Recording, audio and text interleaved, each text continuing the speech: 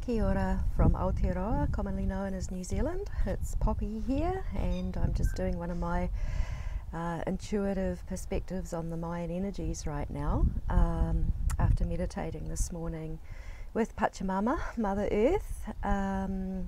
Really felt to communicate to the star-seeded ones that are here on Earth, helping her with her birthing and transition at this time.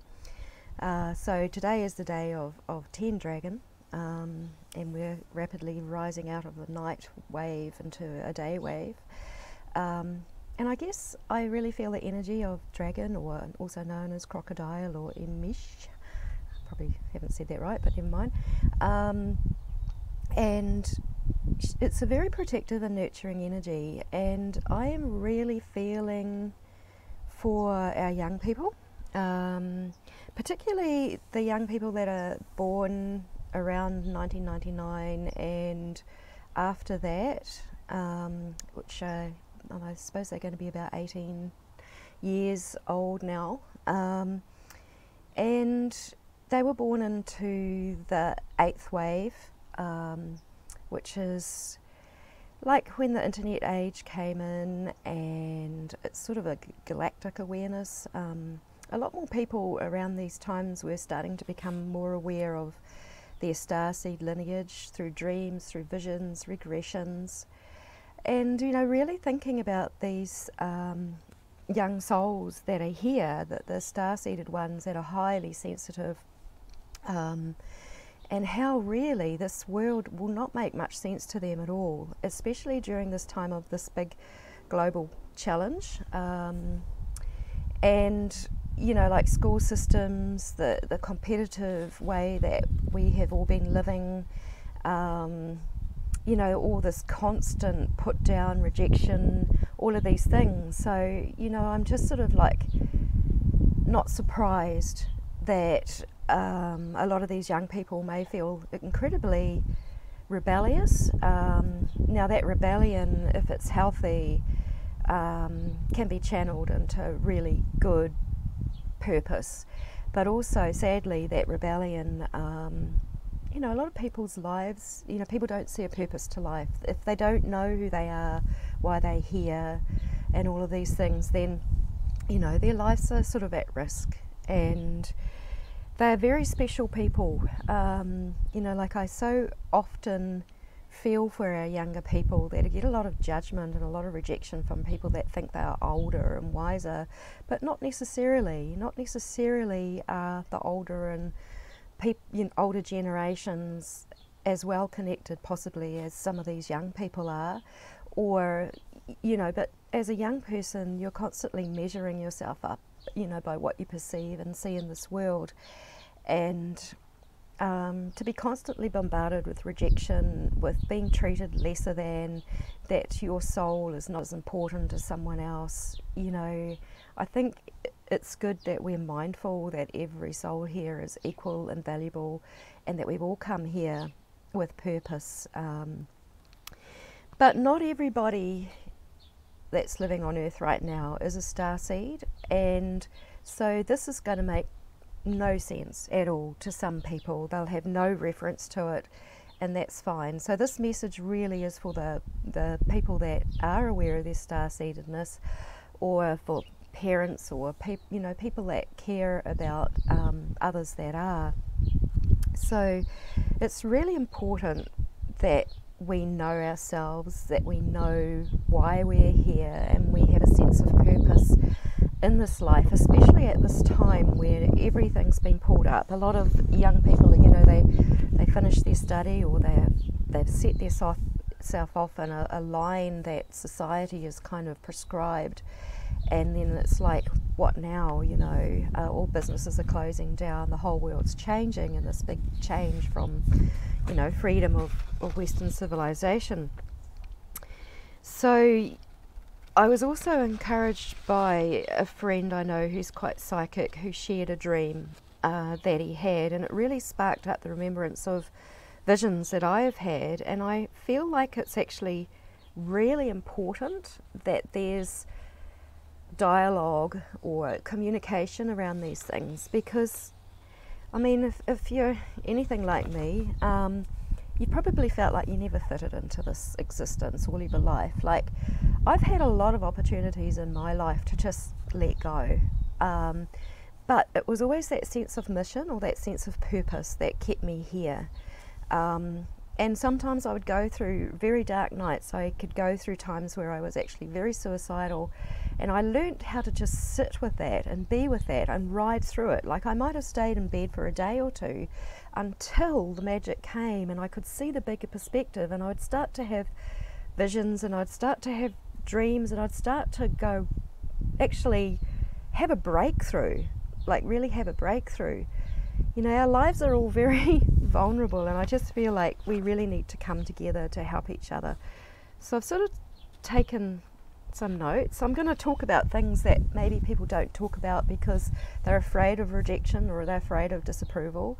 So I've always had visions, except that they were closed down for probably a good period of my life, where I got very sick and I was on antidepressants, and all that fluoride clouded my pineal gland. I've done a lot of work on detox and trying to free up that pineal gland to see more clearly, but you know, like when it's not clear, our visions can be quite distorted. But I've actually been having a beautiful vision of a dolphin the last couple of nights. It's kind of like this dolphin is just there, getting my attention. And what happens is I often will start to see a vision, and over a series of time, that vision becomes to take form, or it takes something. So I have to be careful that my mind's not interpreting that, but I'll just acknowledge for now that that dolphin, he feels like a very loving presence. He reminds me of my home. So I'm aware of my star-seededness from the Pleiades. The Mayan are very connected with the Pleiades, and so with the Maori and many cultures. And I do believe that this dolphin reminds me of that energy of home, that unconditional love, that real breath of life, that playfulness. And so it really encourages me when I see that vision, and it gives me hope. So, you know, a lot of us have been too afraid to talk about our visions or our dreams, and so I'm kind of like really aware that it needs to have a place. So there's certain things that are going on in this world at the moment that seem quite galactic and cosmic, and there's the sense of feeling that probably a lot of us are having, that something is very on the verge of happening, which is really because our collective consciousness is really uniting and making something happen, which is really about this birthing of that new earth. And a lot of it is our ancient remembrance of our star-seededness that is in there, which is also very much the energy of dragon. So I wanted to share with you a couple of visions. I have to be really careful not to try to interpret them, and but just to try and say, this is what I saw. Okay, so it also has some reference to an amazing hypnotherapist called Dolores Cannon, who started to talk about and write books about what other people saw when they were in that state, that they were really connected and able to see because they were in a hypnotic state. I know that when I go very deeply into my meditation, and I always ask Pachamama, you know, what do you want to show me? What do you want me to share? Because she showed herself up in visions initially, and she showed me the sum of everything that is, and she showed me that when that comes into perfect balance and harmony, it's absolute and pure bliss. And this is where I have remembrance of that in my life between lives, or whatever it is. What my Pleiadian connection was very much about unconditional love. So being here on earth has not made a lot of sense to me, let alone a lot of our young people. Got a B on my notes. Yeah, so she saw, or people that she was doing, taking into her hypnotherapy sessions, were seeing the splitting of two earths. Now, I've never quite seen the splitting of two earths, but I've had two other visions that seem in alignment. So bearing in mind that we perhaps live in a hologram, and then our perception interprets that hologram for what it is, when we get into our dream state or our visual state, things can appear and they can have meaning, which can add up. But there's a couple of very significant ones I wanted to mention at this time, because I'm also aware that Mars is coming very close to the Earth. Now, I had a very strong vision. I saw like a massive big spider's web around the Earth, and then I also saw spider beings. And these spider beings, they did not have a nice energy at all. In fact, they seemed to be the keepers of that web that surrounded the Earth, that they kept this web. So, I mean, I see it as a matrix, and these spider beings were there holding, it's like holding our perception and holding everything hostage. Now, I've had certain people in my life that were like those spider beings, and they would argue with me. As a small child, I used to say things that I think frightened some people. And they would say, no, that's not how it is. That's rubbish, you know, you're crazy and you're too sensitive, and a lot of accusation. And, you know, I'd go out into nature and just be and play with the elementals and things like that. That kept me going. But what I saw was a great big celestial body. And I used to think, oh, maybe it's Nibiru, I don't know. But it was coming very, very close to the Earth, and it was very masculine. It was like soldiering in there, and it was coming in with a mission and a purpose.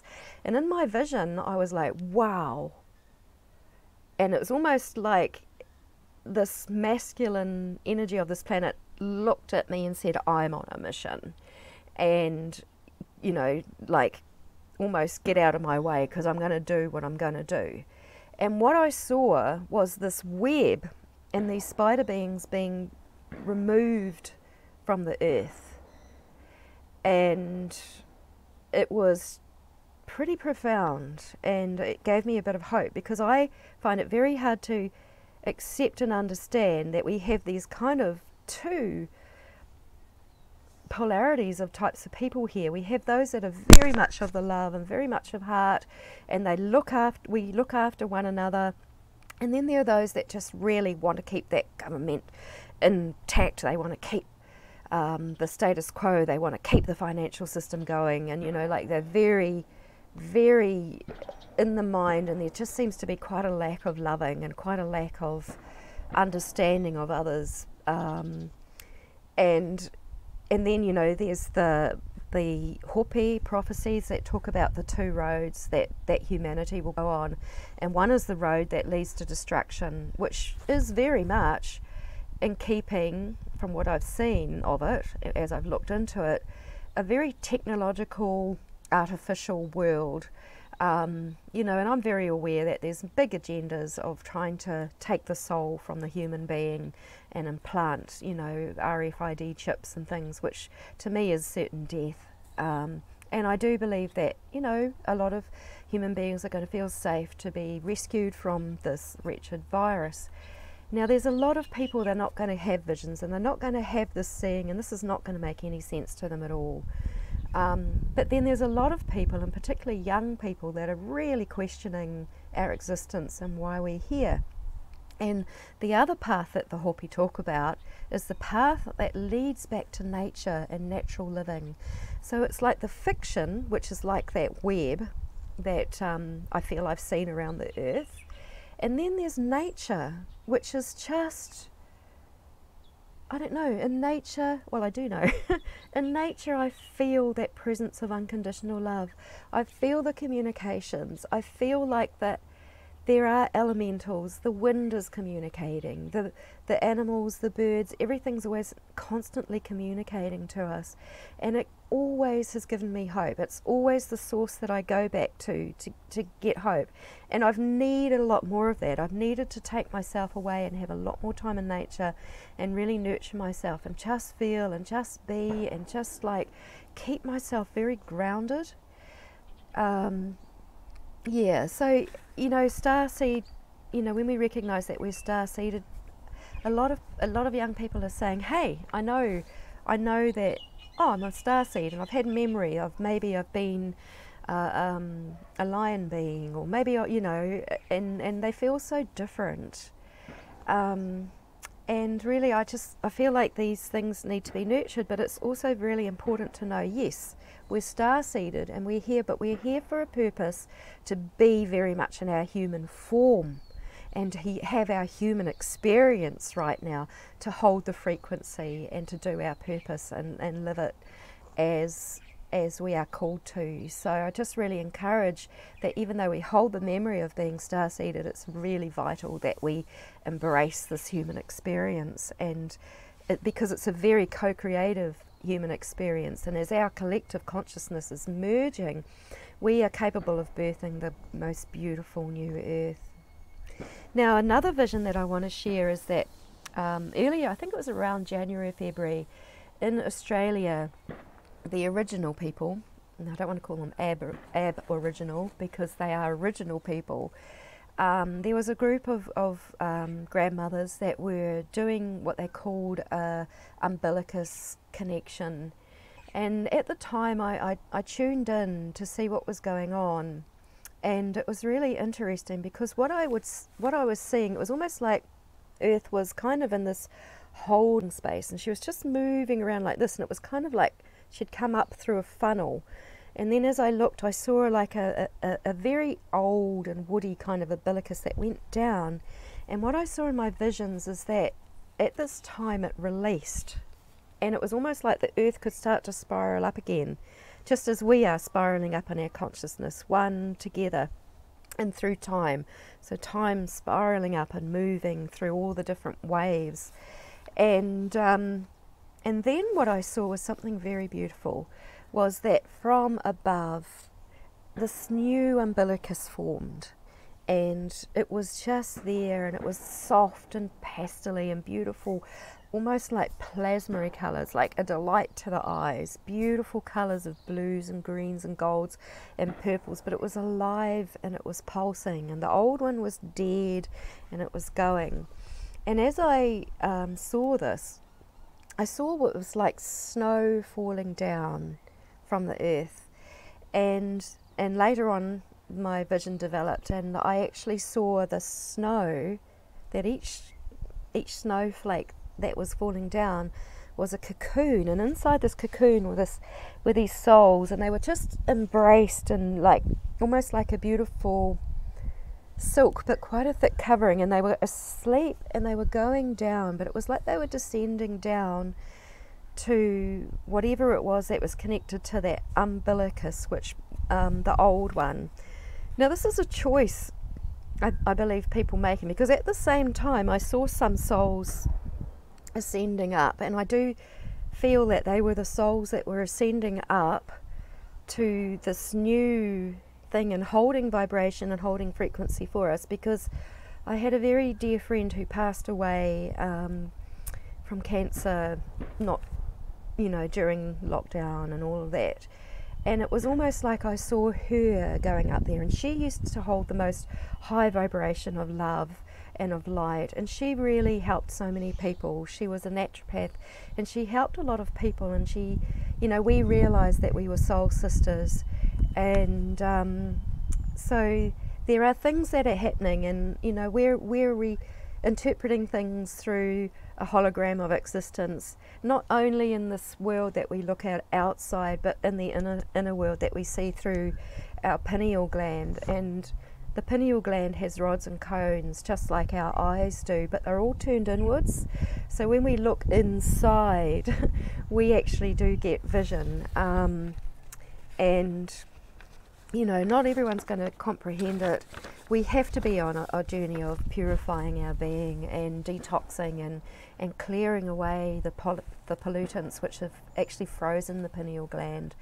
So, I mean, there's more than that. So the pineal gland is related to the sight, and then, you know, we talk about, you know, the third eye, but I believe we also have a third ear. Sometimes you may hear things, but we also have other senses of feeling. There's many senses that we have, and we're all very unique, but we're all interpreting things very, very differently.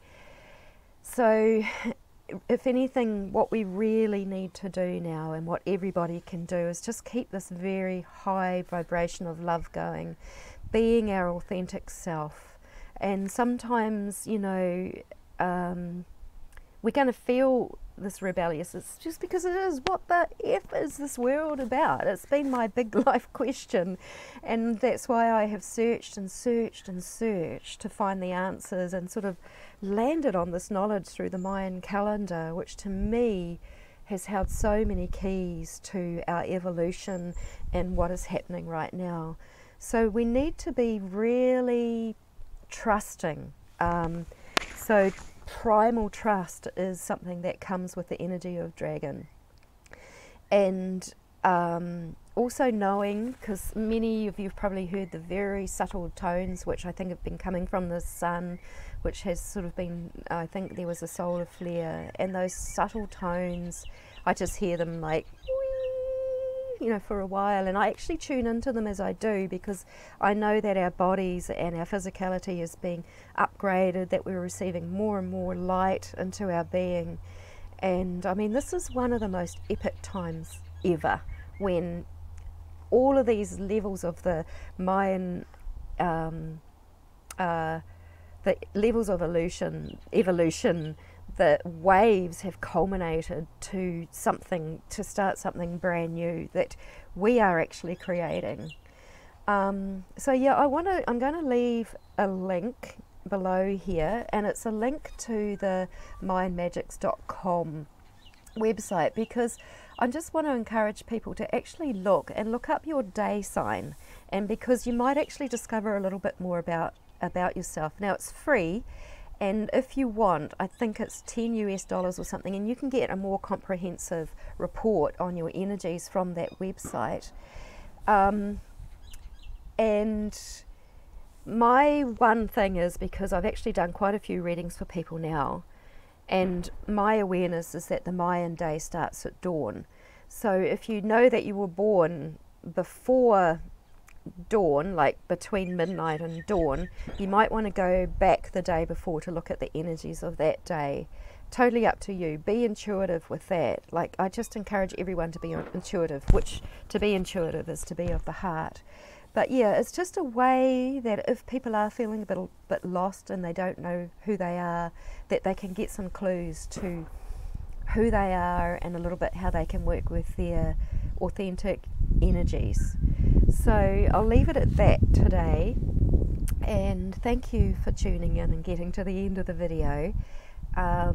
Let's encourage one another, protect one another, take time to nurture ourselves, take time to really just be in these birthing energies, which is all through the heart energy. Breathe, breathe, breathe into your heart.